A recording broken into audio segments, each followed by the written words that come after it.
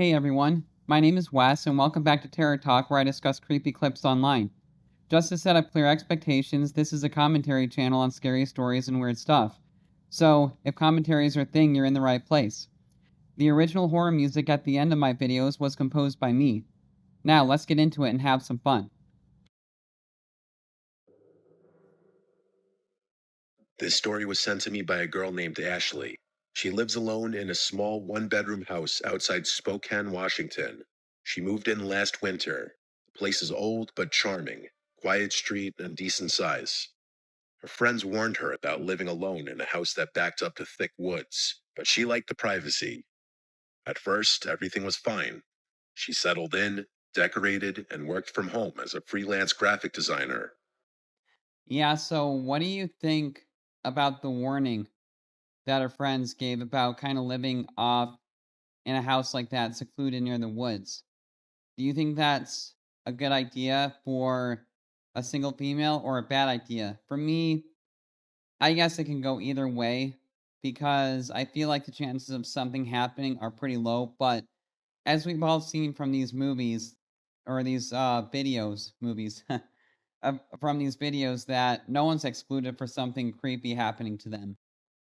But have you ever had anything creepy happen to you by being in a place like that, kind of off by the woods, kind of secluded alone by yourself like that? Let me know in the comments below. Weeks went by without incident until mid-February. It started small and unnoticeable, the kind of things you'd shrug off. A spoon in the sink when she swore she had cleaned it. Her shampoo bottle moved slightly, lights flickering once or twice. She thought maybe she was just tired, maybe she was slipping. Then she started hearing things. At night, while watching TV in bed, she'd hear soft tapping in the walls. It wasn't mice. It was slow and rhythmic, almost like knuckles. At first, she assumed it was old pipes or maybe the wood settling, but the tapping would happen after midnight, sometimes right after she turned off the TV, like it was waiting. A few nights later, she heard something new, scraping, coming from the air vent near the ceiling in her bedroom. It only lasted a second, and then silence. She stood on a chair and shined her phone flashlight into the vents, but saw nothing, just darkness. She didn't think much of it until one day, about 3 weeks after the noises started, when she woke up and found her back door wide open. No signs of forced entry or anything missing. The door was just wide open, like someone had left in a hurry, or entered quietly. She called the police, and they looked around and said the lock may have malfunctioned. They advised her to get a new one. She replaced all the locks that day, but something still felt wrong. That night, as she was lying in bed, she heard the scraping again, then footsteps. Not in the livable space of her house, but above her, in the crawl space between the ceiling and the roof. It stopped as soon as she grabbed her phone. She didn't sleep that night, and the next morning, she climbed into the attic through the hallway panel.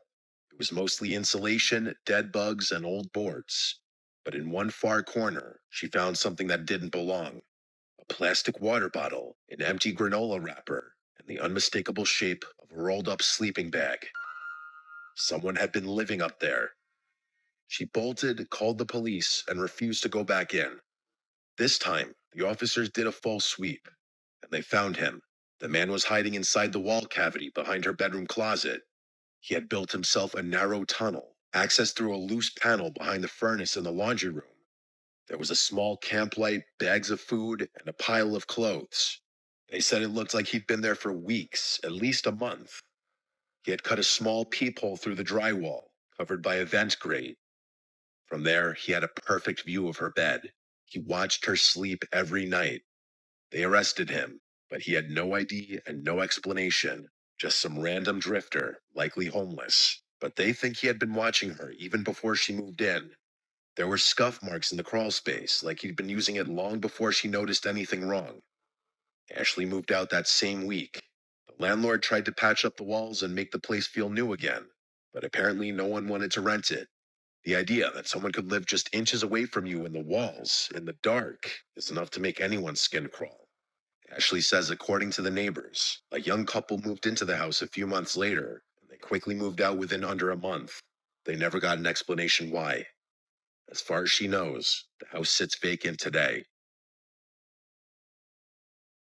Yeah, that's definitely a super creepy story. And when she was saying that she looked into the vent with the phone light, like, I don't know, that's to me that's really creepy because I would feel, so spooked that I'm gonna see something or see a face looking back right at me. And I don't know, looking into a tight space or a tight anything really, and um imagining someone's face that I've never known, that I've never met before staring right at me, that gives me the absolute chills. And I don't know, it just does seem like that something about this place because they said that a few months later a family moved in and moved out within a month.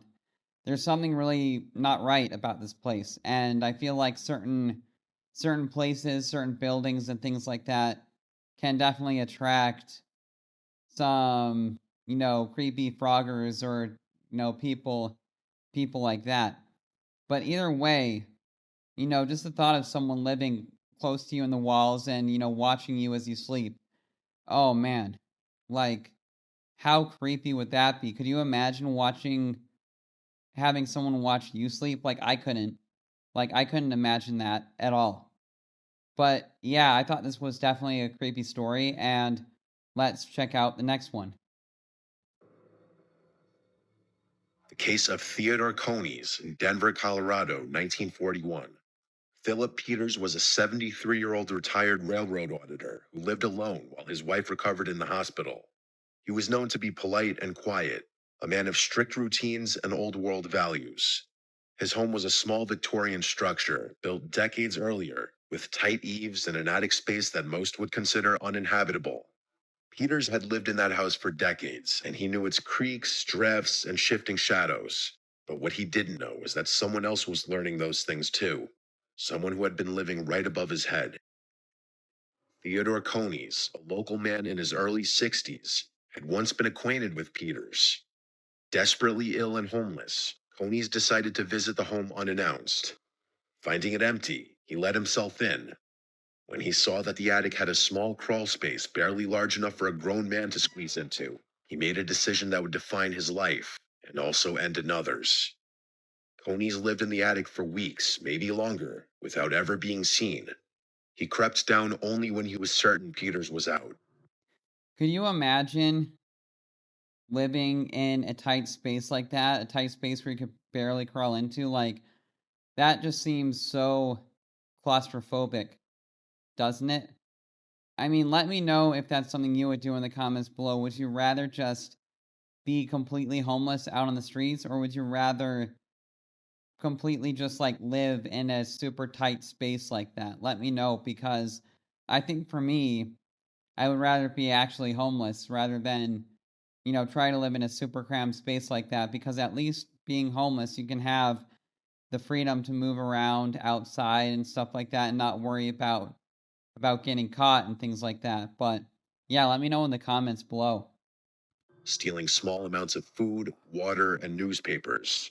He left little evidence of his presence, except for odd creaks and faint footsteps Peters chalked up to the old bones of the house. But one night, everything changed.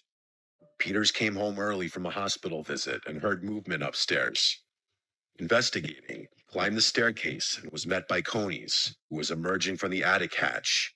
Startled and desperate, Coneys attacked Peter with an old iron stove shaker. He beat him to death and disappeared back into the attic. When police arrived, they were at a loss. There was no forced entry, no missing valuables. The doors were locked from the inside.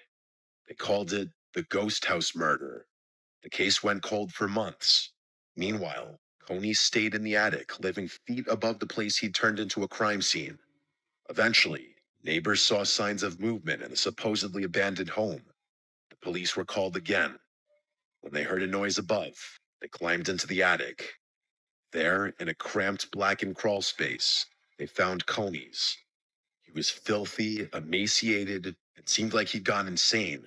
He'd been living in the walls of that house for over 5 weeks after the murder, surviving off stored food and tap water, emerging only to pace and stare through the ventilation grates.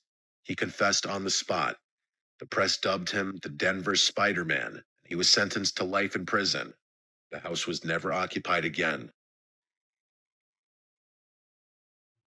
I mean, what a name to deem yourself, huh? The Denver Spider-Man. It's actually a really cool, badass name in my opinion, but really kind of sad how the whole event transpired. Um, how Coney's murdered that innocent person. But yeah, I mean, these types of things can turn deadly, and maybe more often than not, but it still can happen. And it's just super creepy, but I still think that the Denver Spider-Man is a cool, badass name that they gave them, because I do, kind of off topic, but I do love the original Spider-Man movies with Tobey Maguire. Let me know if you agree in the comments if those are the best ones or not. But yeah, definitely a couple of creepy stories, and I hope you enjoyed my commentary and the music, and I will see you in the next video.